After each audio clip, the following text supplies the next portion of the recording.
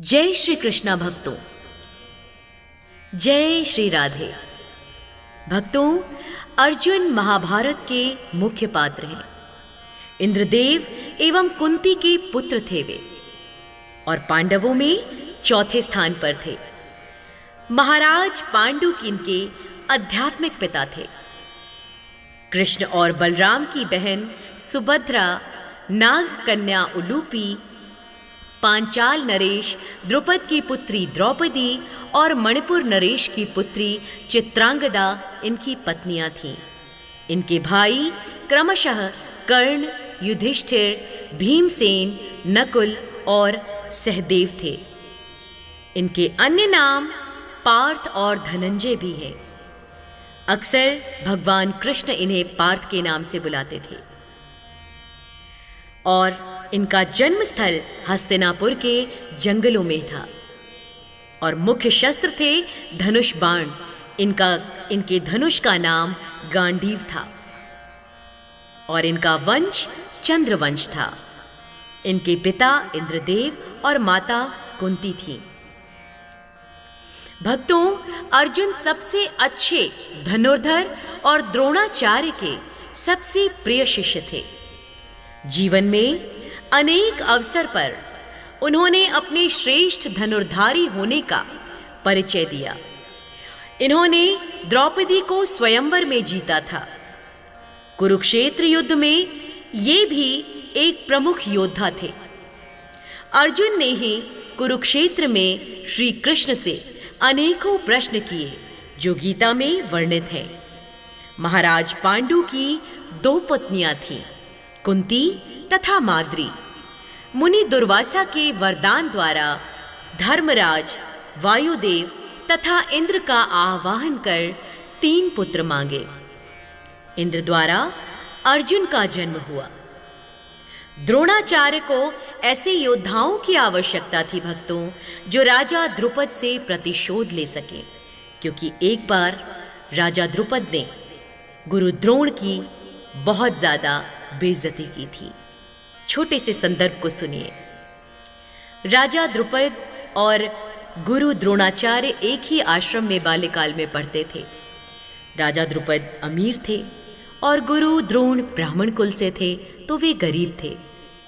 लेकिन बचपन में गरीबी और अमीरी का कोई भी नामो निशान नहीं था। बहुत अच्छे मित्र थे, क्योंकि गुरु द्रोण बेहद मेधावी और तेजस्वी थे। समय बीतता गया और बड़े होने के बाद जब उन्होंने गुरुकुल को छोड़ा तो अपने अपने जीवन में वे व्यस्त हो गए।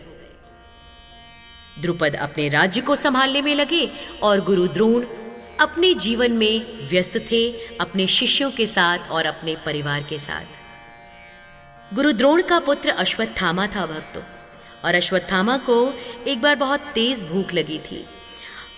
घर पर दूध न होने के कारण माता ने चावल को पीसकर उसे दूध स्वरूप बनाकर अश्वत्थामा को पिला दिया। इस बात से गुरु द्रोण अत्यंत दुखद महसूस करने लगे और उन्होंने सोचा कि क्यों ना अपने दोस्त द्रुपद के पास जाकर उनसे कुछ सहायता मांगी जाए। वे तो राजा हैं, इतने सारे राज्य उनके अंदर हैं, तो उनसे कुछ गायों की मांग करने के लिए वे द्रुपद के राज्य में पहुंचे। राजमहल में राजपालों द्वारा उन्हें रोका जाने पर उन्होंने ये कहा कि राजा द्रुपद उनके बाल्यकाल के सखा हैं। जब द्वारपाल ने यह जानकारी राजा द्रुपद को जाकर दी तो वे अत्यंत रुष्ट हुए, क्योंकि वे एक राजा थे और गुरु द्रोण एक सामान्य ब्राह्मण जो कि याचक बनकर उनसे कुछ मांगने गए थे। लेकिन मित्र की उपमा से राजा द्रुपद अत्यंत क्रुद्ध हो गए। उन्होंने गुरु द्रोण को अपने पास बुलाकर पूछा, कहो आने का औचित्य क्या है। गुरु द्रोण बड़े प्रेम से सहर्ष उनके पास गए और उनको गले लगाने के लिए आगे बढ़े, चूंकि कई वर्षों के पश्चात दोस्तों का मिलन हो रहा था। लेकिन राजा द्रुपद अपने घमंड में चूर थे। अंततोगत्वा जब गुरु द्रोण ने उनसे ये कहा कि उनके घर की स्थिति, आर्थिक स्थिति बहुत डामाडोल है और वे अपने दोस्त के पास, अपने मित्र के पास, अपने बचपन के सखा के पास कुछ गायों की मांग करने आए हैं। तो द्रुपद ने उनकी बेइज्जती करते हुए, उनका उपहास उड़ाते हुए ये कहा कि यदि तुम याचक बनकर आए होते तो मैं सहर्ष तुम्हें 1 गाय क्या 100 गायों का दान करता, लेकिन तुमने मेरे राज्य में आकर मेरे द्वारपाल के समक्ष ये क्यों कहा कि तुम मेरे मित्र हो।